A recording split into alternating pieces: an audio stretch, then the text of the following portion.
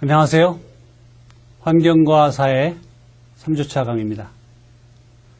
오늘은 이제 서양 환경관의 기원 두 번째 시간으로 기독교 사상에 대해서 말씀을 드리겠습니다. 지난주에는 그리스 사상에 대해 살펴봤죠. 그래서 설계냐 우연이냐 라고 하는 걸 놓고 여러 자연 철학자들이 대립했던 것들을 소개했고, 그것이 현대 환경관과 어떻게 비교되는가라고 하는 것까지 정리를 했습니다.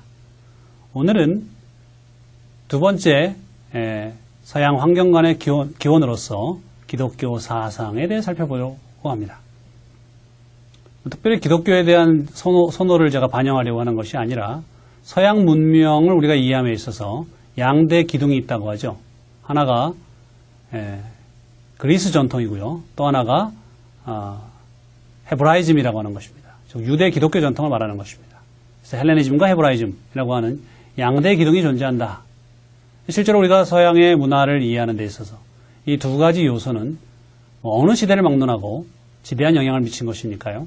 그래서 오늘날 우리가 받아들이고 있는 현대 환경관이 수립되는 데 있어서도 기독교적 사상이 끼친 영향이 매우 크다라고 하는 것을 오늘 이야기하려고 하는 것입니다. 자, 그럼 어떤 면에서 서양의 환경관에 기독교 사상이 영향을 미쳤는가라고 하는 것을 간략하게 정리를 해보자면 이 네 가지에 대해서 오늘 말씀을 드리려고 한다는 겁니다. 첫 번째는 자연은 숭배의 대상이 아닌 이용의 대상이다 라고 하는 점입니다. 자연은 숭배의 대상이 아니라 이용의 대상이다. 그 다음에 두 번째는 자연은 신의 창조물로서 설계의 산물로 보았다라고 하는 것입니다. 들어본 말이죠. 세 번째, 경험주의적 가치와 근대과학의 정신. 다시 말해서 근대과학에서 경험주의를 중시하는 그러한 조류가 있는데, 그러한 조류에 중요한 영향을 미친 것이 기독교의 경험주의적 가치다라고 하는 것입니다. 네 번째는 기독교적 단선적 시간관이 오늘날 자연관을 형성하는 데 중요한 기여를 했다라고 하는 이야기를 하려고 합니다. 자, 그러면 하나하나 차근차근 살펴보도록 하겠습니다. 자연은 숭배의 대상이 아닌 이용의 대상이었다 하는 것이요. 고대 사회에서 자연은 신적인 존재로 치부되기 일상이었습니다. 그래서 이집트의 신화를 보더라도 그렇고 다른 어떤 고대 문명의 신화를 보더라도 태양이라든지 달이라든지 강이라든지 땅이라든지 이런 것들이 신적 존재로 표현된 경우가 많죠. 그래서 그 모든 것들이 숭배의 대상이었습니다. 그에 반하여 성경은, 즉 구약 성경이 되겠죠. 모세가 기록한 모세오경, 가장 오래된 구약 성경 부분인데 거기를 들여다보게 되면 십계명이 나오죠. 십계명이 나오는데 십계명의 첫 번째가 나 이외에 다른 신을 섬기지 말라라고 하는 계명인데요. 그 다른 신의 범주에 이런 자연물들이 다 들어가 있습니다.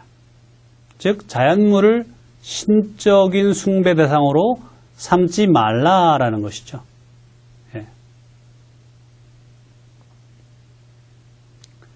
그래서 그 정도로 자연물 속에 신이 깃들어 있다라고 하는 생각이 일반적이었다라고 하는 걸 알 수가 있죠. 그리스인들조차도 말이죠.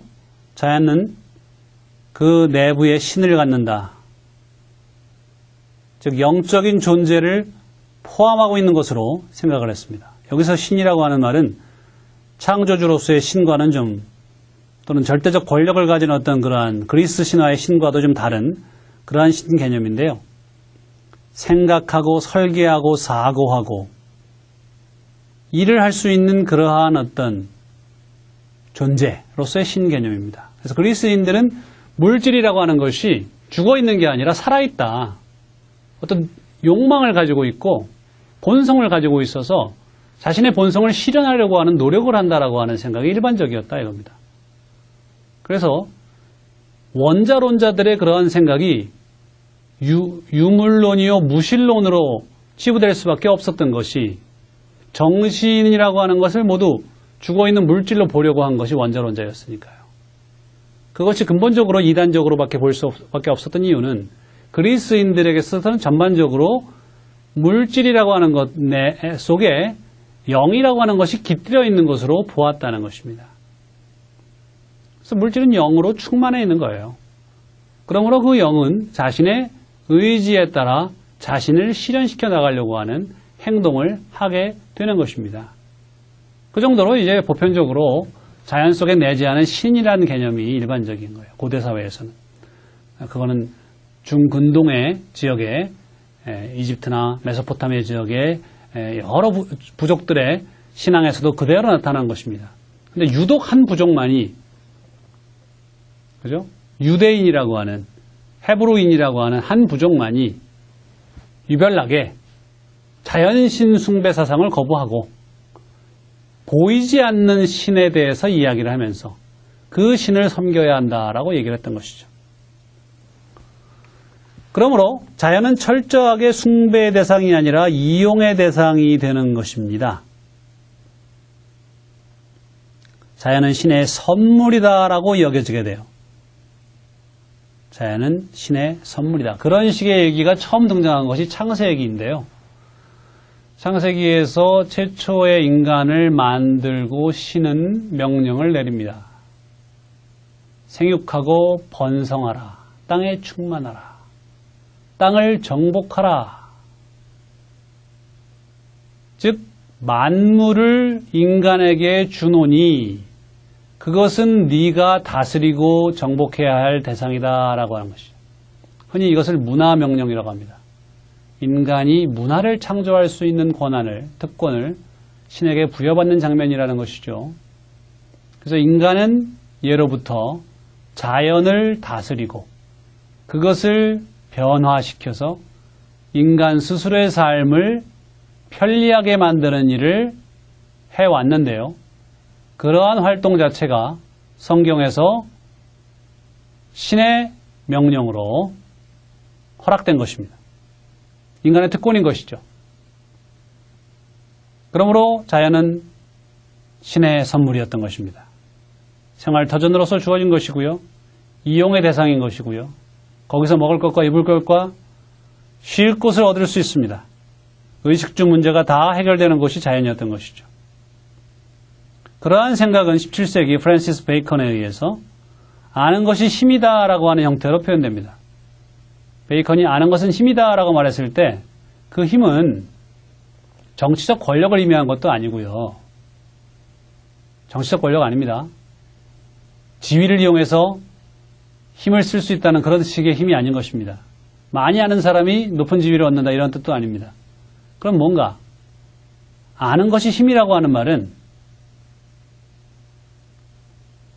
자연에 대해서 더 많은 것을 알면 알수록 자연을 통제하고 다스릴 수 있는 그러한 능력을 인간이 갖게 된다라고 하는 그런 의미인 것입니다. 자연을 이용할 수 있는 그러한 지식의 힘을 이야기한 것입니다. 그래서 이런 프란시스 베이컨의 주장은 결국 인간을 위한 기술, 인간을 위한 과학을 주창했던 것입니다.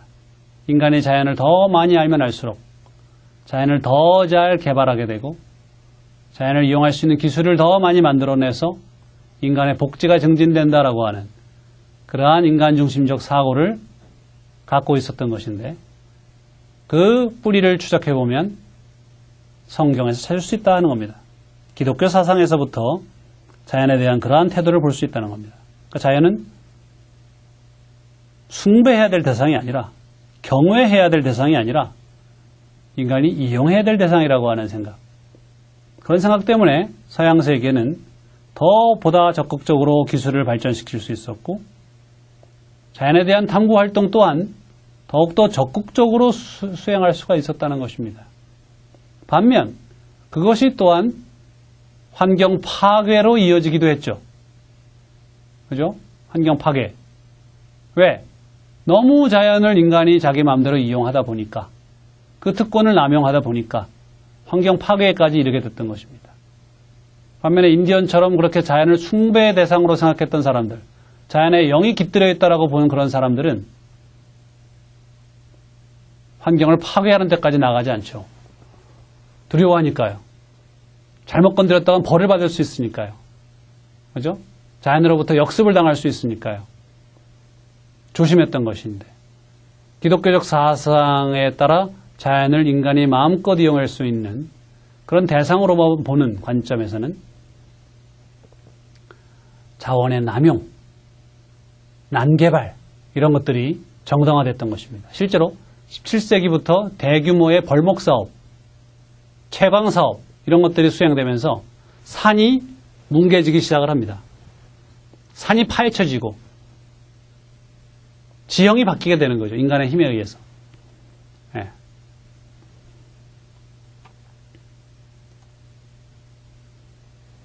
그래서 이러한 걸 가리켜서 기술사학자는 린 화이트 주니어라는 사람은, 린 화이트 2세, 환경 파괴의 주범으로 기독교를 주목을 했어요.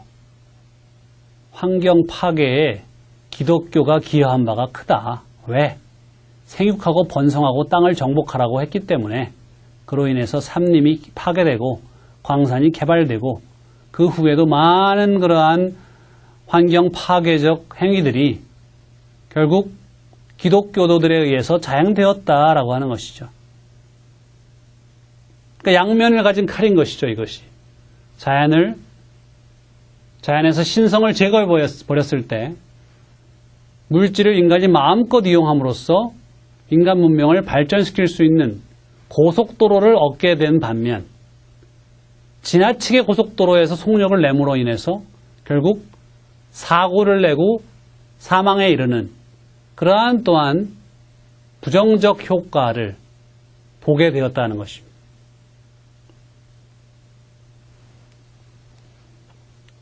자, 그러면 두 번째 포인트인 자연은 신의 창조물로 설계의 산물이다 라고 하는 개념을 살펴보기로 하겠습니다. 그래서 지난주에 얘기했던 것처럼 자연은 우연적으로 만들어진 것이 아니라 설계의 산물이다 라고 하는 개념은 기독교와 무관하게 그리스인들에게도 있었던 개념이었죠. 그죠? 플라톤이나 아리스토텔레스, 또 그 뒤를 이은 스토아 철학자들, 이런 사람들도 자연이 설계를 가지고 있다. 그 설계를 누가 부여했는지, 원래부터 있었던 건지 잘 모르겠는데, 사람마다 좀씩 견해가 달랐는데요. 어쨌든 자연에는 설계가 있다 라고 하는 생각을 가지고 있었습니다.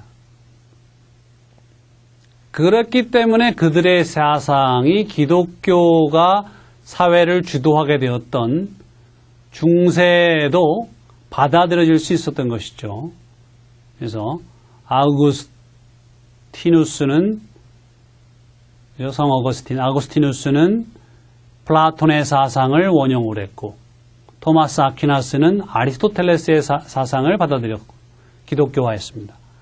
그래서 이런 식의 기독교화가 가능했던 이유는 그들이 기본적으로 기독교의 신과 유사한 개념을 가지고 있었어요. 그리고 자연이라고 하는 것이 설계의 산물이라고 하는 공통적인 사고방식을 가지고 있었다라고 하는 것입니다.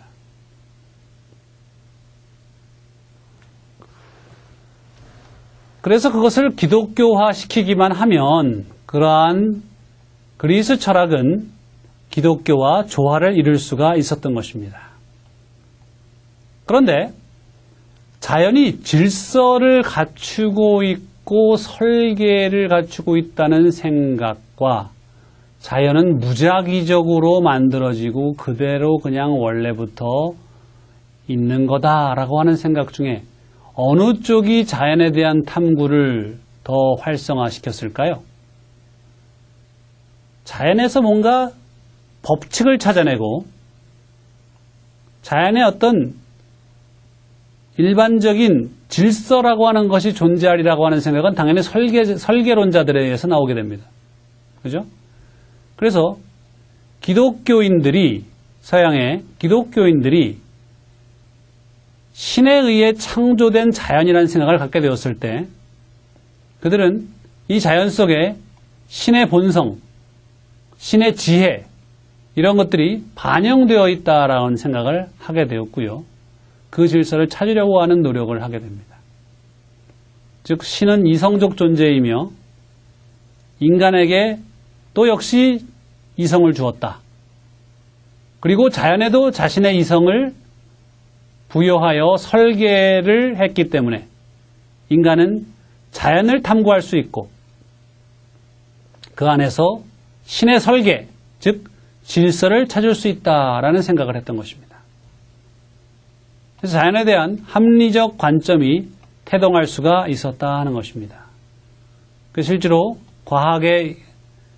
과학혁명을 일으키고 근대과학에 출현하는데 중요한 영향을 미쳤던 갈릴레오라든지 케플러라든지 뉴턴이라든지 이런 사람들은 수학적 법칙을 찾는 데 헌신이 되어 있었거든요. 자연에서 수학적 법칙을 찾을 수 있다. 수적 질서를 찾을 수 있다. 역시 모두 기독교인이었고요.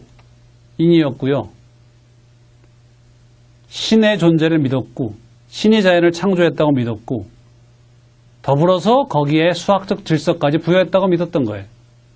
그러므로 자신의 소명으로 알고 이러한 탐구 작업을 열심히 벌인 결과 근대과학을 출현시키는데 중요한 기여를 하게 됩니다. 반면 동양세계는 어땠을까요? 이 자연이라고 하는 한자 자체가 벌써 스스로 그러하다 이렇게 돼 있죠. 스스로자 그럴련. 스스로 그런 상태로 존재하는 것이 자연이다. 누가 만들고 설계한 게 아니라는 얘기잖아요. 거기 어떤 필연적으로 질서가 있어야 될 이유가 없어요. 우연히 질서가 있을 수 있다고 생각할 수도 있으나 질서가 없다고 해도 뭐 이상할 게 없는 게 자연이라 이겁니다. 그런 면에서 동양인들에게 있어서는 자연의 어떤 보편적 질서를 찾아내려고 하는 동인 자체가 그만큼 적었다라고 얘기할 수가 있는 겁니다. 예외적인 케이스가 있긴 하죠. 그렇지만 전반적으로 볼 때는 서양의 기독교에 비해서 동양인들에게 있어서는 자연 내에서 뭔가 질서를 찾으려고 하는 그러한 동기 자체가 미흡했다 하는 겁니다. 구체적으로 자연의 질서를 밝히는 것이 신에게 영광을 돌리는 것이다 라고 믿은 사람들도 있었다는 거예요. 자신의 미션으로 생각한 거죠. 자연의 질서를 찾아내면 안 믿는 사람들에게, 신을 거부하는 사람들에게 신이 존재한다 라고 하는 거를 믿게 할 수도 있다라고 생각한 거예요. 신이 존재하는 증거가 뭐냐? 자연의 질서를 보면 알 수 있다라고까지 얘기를 하려고 했던 거죠. 그래서 자연을 들여다보면 들여다볼수록 거기 오묘한 어떤 법칙이 있고 질서가 있어요.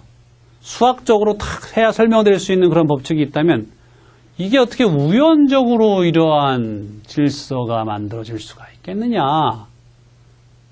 예나 지금이나 뭐 동일하게 신자들이 불신자들에게 이야기할 수 있는 부분이잖아요. 그래서 17세기 상황에서는 지구라고 하는 환경이 독특하게 인간이 살기에 최적의 환경일 수 있는 이유에 대해서 얘기를 하곤 했어요. 태양으로부터 적당한 거리 떨어져 있어서 뜨겁지도 차갑지도 않은 그러한 기후를 유지하고 23.5도 기울어져 있어가지고 사계절이 생기고 겨울에 추워져도 너무 춥지 않고 여름에 뜨거워져도 너무 덥지 않은 그 정도. 그래서 결국 자연의 질서를 탐구하면 할수록 신에게 더 가까이 갈 수 있다라고 하는 그런 자연신학이 등장을 하는 겁니다. 실제로 17세기에 청교도들이 이러한 믿음을 갖고 있었어요.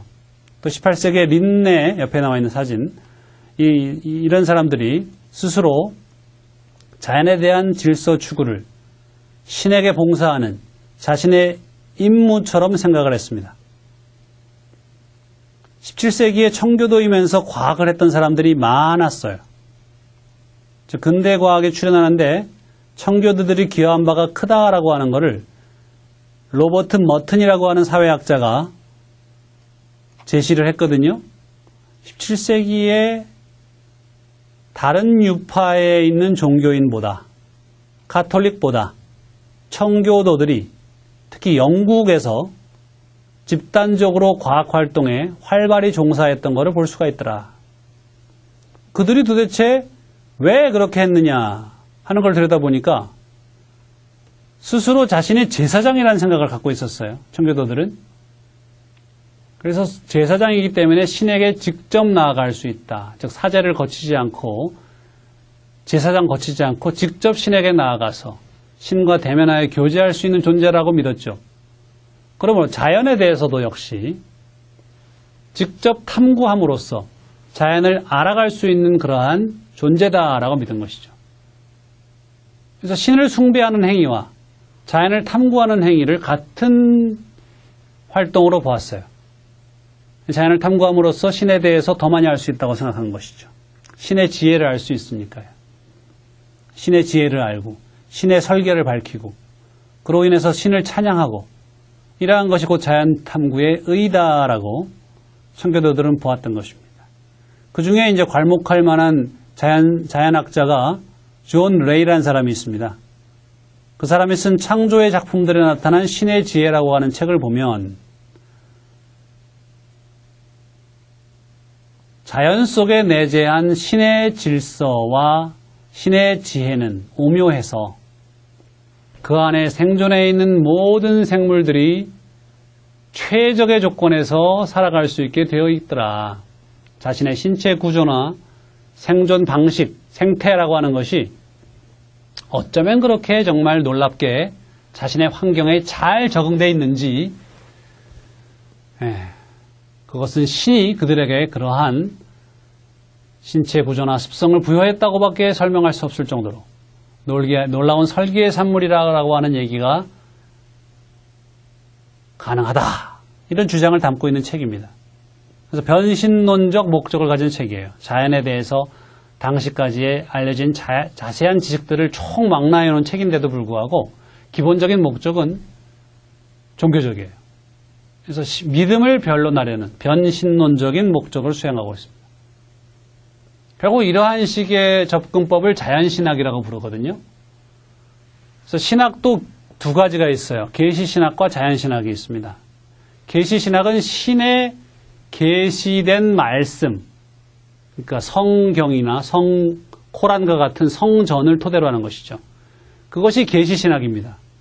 그래서 그러한 성스러운 문건에 나타나 있는 신에 대한 기술, 신이 어떤 존재인가, 신과 인간의 관계가 어떠한가라고 하는 것에 대한 것을 연구하는 것이 계시신학인 반면 자연신학이라고 하는 것은 신이 창조물인 자연을 탐구함으로써 이성적으로 신을 알아갈 수 있다라고 보는 것입니다.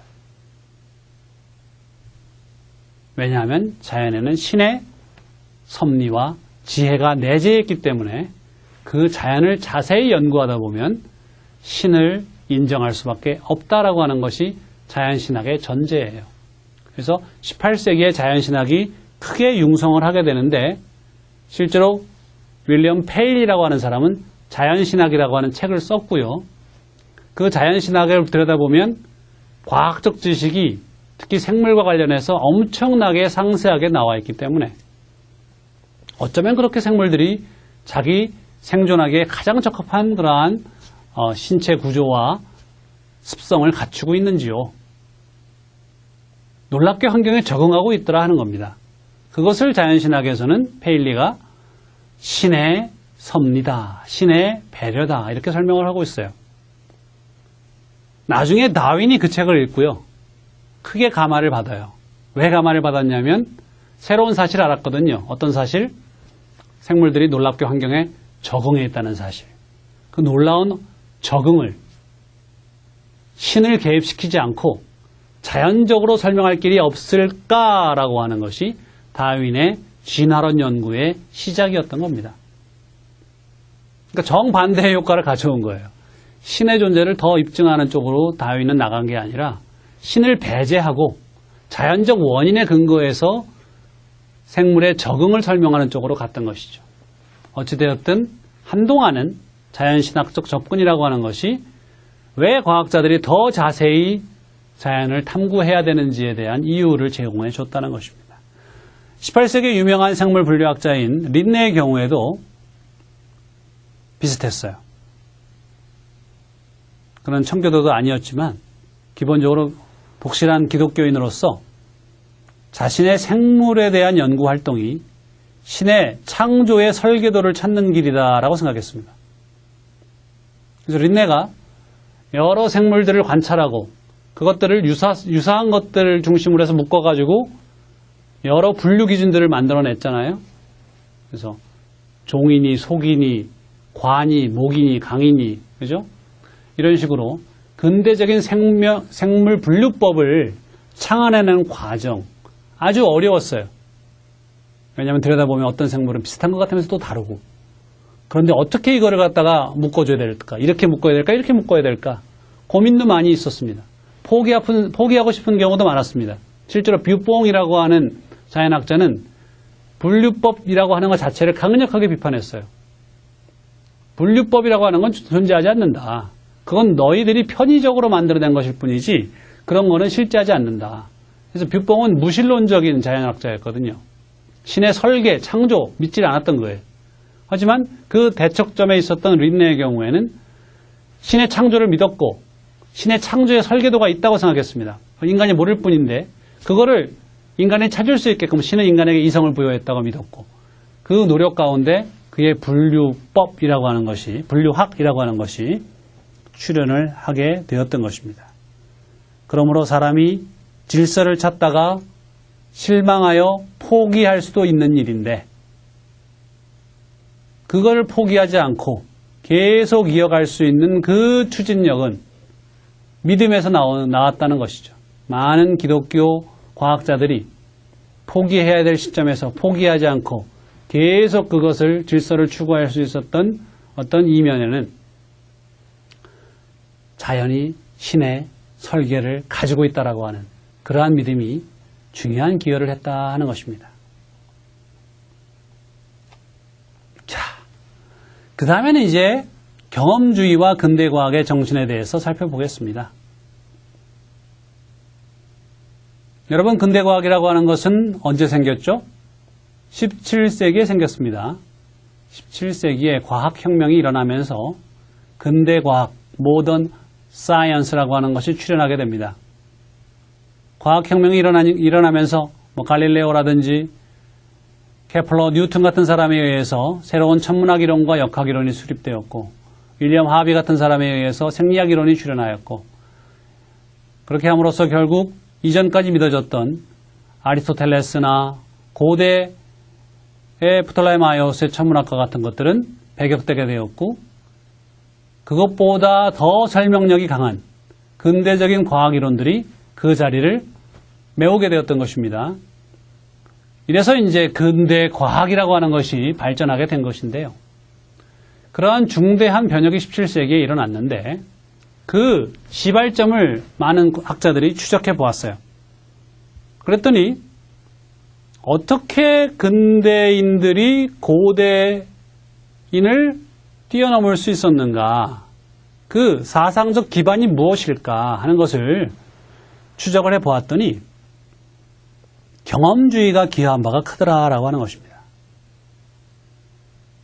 기존에 믿었던 것을 사람이 버리고 새로운 것을 믿게 되는 과정에는 경험적 증거, 봐라, 네 눈에 보이지 않냐, 이런데도 네가 안 믿어? 이렇게 하는 그 방법이 주요했다는 거죠. 사실 고대 그리스 전통 속에서 과학을, 자연을 이해하고 믿었던 사람들은 자기 나름대로의 체계가 있었고요. 그것이 서로 얽혀가지고 서로를 정당화해 줬기 때문에 이성적으로 판단해 볼 때에도 별로 문제가 없어 보였던 거예요. 근데 그들은 인식론적으로 경험을 경시했어요. 이성을 더 우위에 놓고 경험을 경시했다. 어느 쪽을 더 믿어야 되느냐라고 물었을 때 당연히 이성 쪽에 손을 들어줬다는 겁니다. 그래서 아리스토텔레스가 경험적으로 연구를 수행한 적도 있고 동물을 관찰하고 자세하게 그 생태를 기록하기도 했지만 그러한 관찰 사실들이 기본적으로 그의 이론, 이성적으로 구축되어 있었던 그의 이론과 부합하지 않을 경우에는 받아들여지지 않았다는 겁니다. 그래서 본질과 형상의 개념이랄지 생물의 위계 개념이랄지 또 영혼의 개념이랄지 이런 것들에 의거해서 그런 것들을 다 설명될 때 받아들이는 것이지 설명이 안 되는 그런 어떤 현상에 대해서는 경험상의 오류로 판단해버렸고 그런 식의 태도가 중세에 들어와서도 한동안 지속이 되었습니다.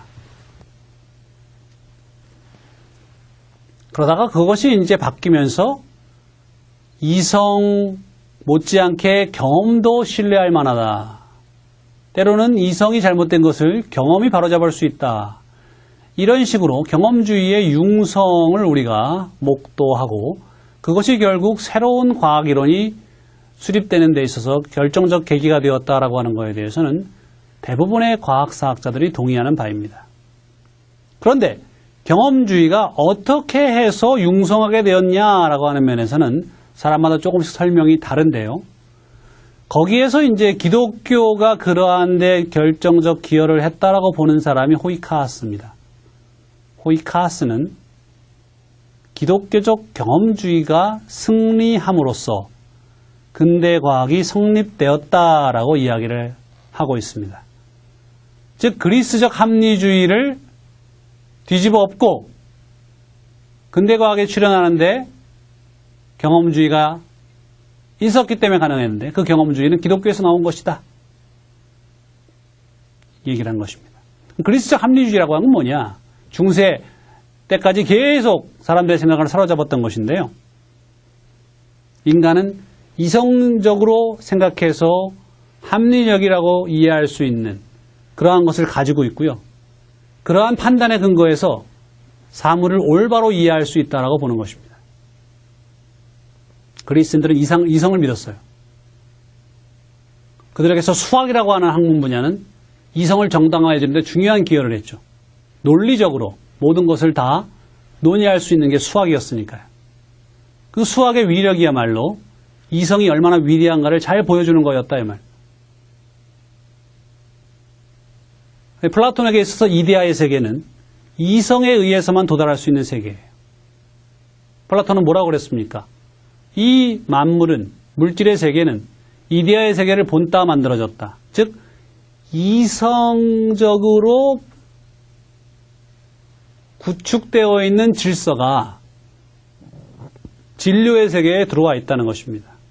물론 그 반영은 때로는 완벽하지 않아서 물질 자체가 갖고 있는 한계 때문에 불완전해가지고 혼란을 좀 일으키기도 하지만 자세히 들여다보면 이데아의 세계의 질서를 이 물질 세계에서도 찾을 수 있다라고 하는 것이 플라톤의 사고방식이에요.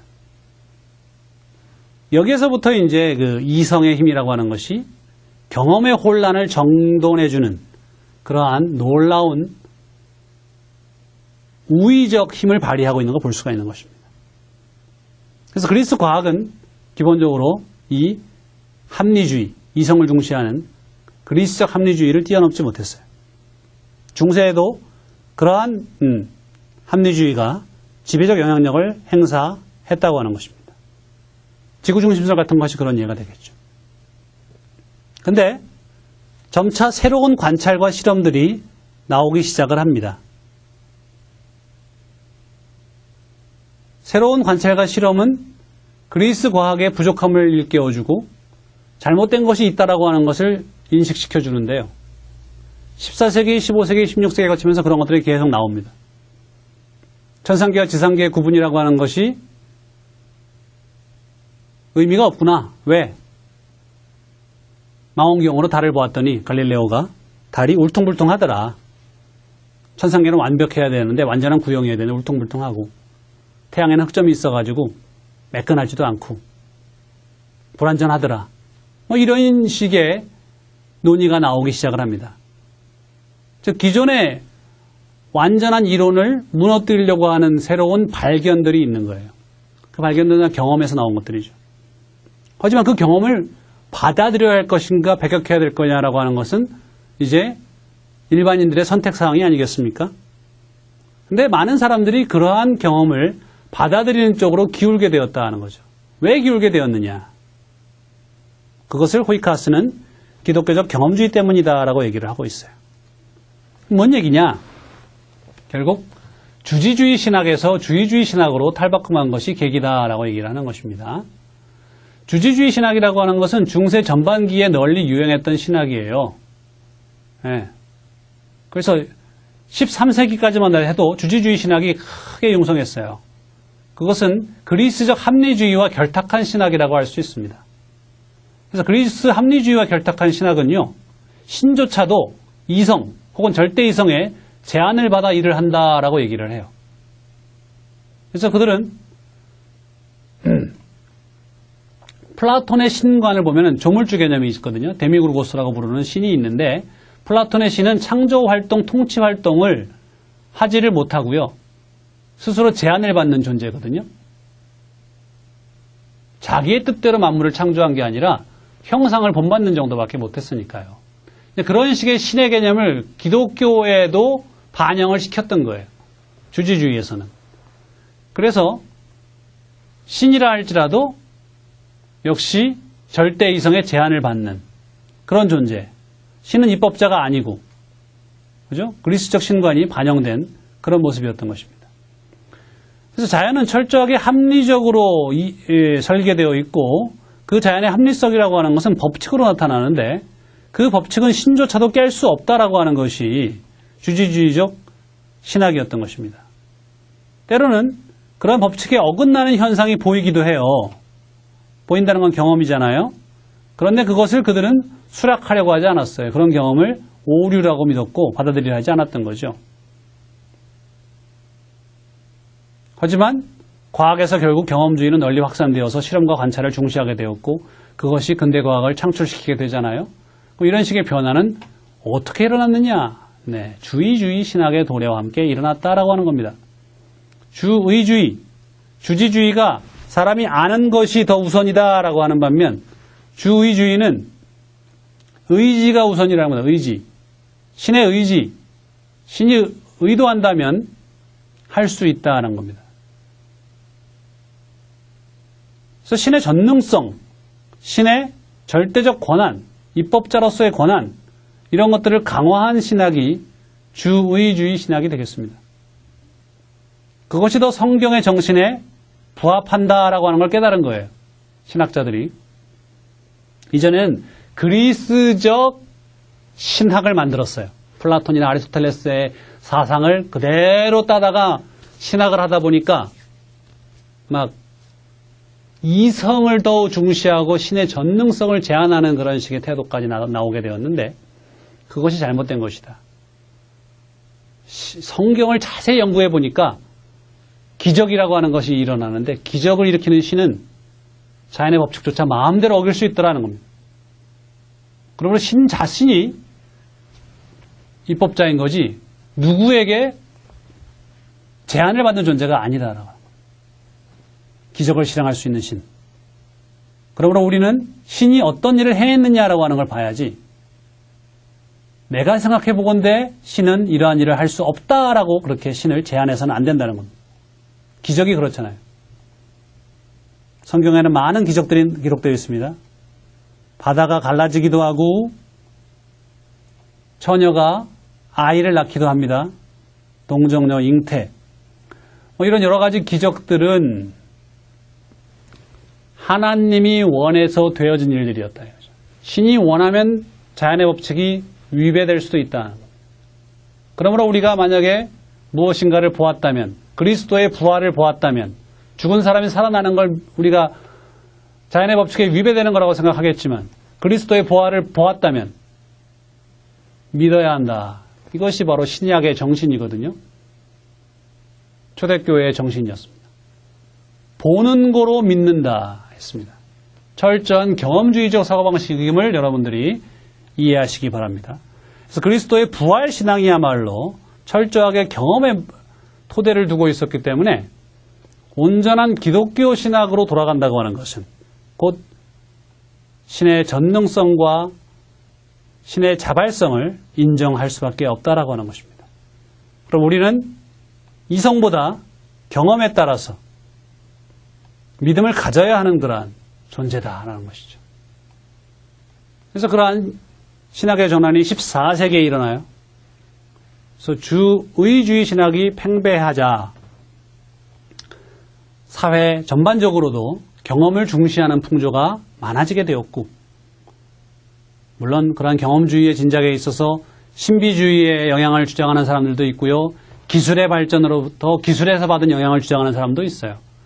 기독교 신학의 변화는 하나의 부분이라고 보는 그러한 견해가 더 옳을지 몰라요. 그죠? 하지만 어쨌든 그렇게 영향을 미쳤다라고 하는 것은 사실로서 인정을 해야 된다, 이런 얘기입니다. 자, 그 다음에 마지막은 기독교의 단선적 시간관입니다. 그래서 우리가 보통 알고 있는 시간관은요, 시간이 시작돼서 한쪽 방향으로 쭉 흘러가는 것이죠. 그죠? 시간이 돌고 돈다는 생각을 하는 현대에는 거의 없는 것 같습니다. 하지만 과거의 시간관을 보면 시간은 순환적 시간관, 모든 시간이 돌고 돈다 하는 생각, 역사는 돌고 돈다, 그리스, 중국, 인도, 중동, 윤회 사상 이런 걸 들여다봐도 순환적 시간관이 지배적이었음을 볼 수가 있습니다. 새로운 것이 없다. 거기에 발전이 있을 수 없다라고 하는 생각인 것이죠. 시간은 돌고 돌고 우주도 돌고 돈다. 하지만 서양인들은 유대 기독교 전통에 입각해서 오늘날 우리가 생각하는 물리적 시간과 유사한 단선적 시간관을 갖고 있었습니다. 왜? 기독교가 이야기하는 바가 그것이거든요. 성경은 창조, 인간의 타락, 그리스도에 의한 인간의 구속, 그리고 최후 승리, 회복, 새 창조, 이렇게 이 네 가지 사건이 단선적으로 창세기에서 요한계시록까지 서술되어 있습니다. 돌고 돌질 않습니다. 윤회도 없습니다. 한쪽 방향으로 흘러가는 거예요.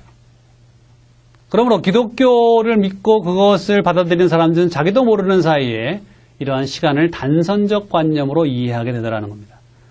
자, 진화론의 예를 들어봅시다. 진화론은 영국의 다윈에 의해서 만들어졌습니다. 영국은 기독교 영향을 지대하게 받은 나라임에 틀림없죠. 그렇다면 진화론의 그러한 누적적 변화, 작은 변화가 누적되어 큰 변화가 된다라고 하는 게 진화거든요. 그렇게 엄청난 변화가 일어나기 위해서는 긴 시간이 필요했습니다. 하지만 그 긴 시간이 돌고 도는 순환적 시간이어서는 소용이 없어요. 한쪽 방향으로 쭉 흘러가서 뭔가 사건들이 누적될 수 있는, 효과가 누적될 수 있는 그런 시간이어야 했던 것이죠. 근데 당시 기독교적 시간관을 갖고 있었던 다윈과 그의 여러 자연과학자들의 입장에서는 다윈의 진화 개념이 얼마든지 받아들일 수 있는 그런 개념이었던 것이죠.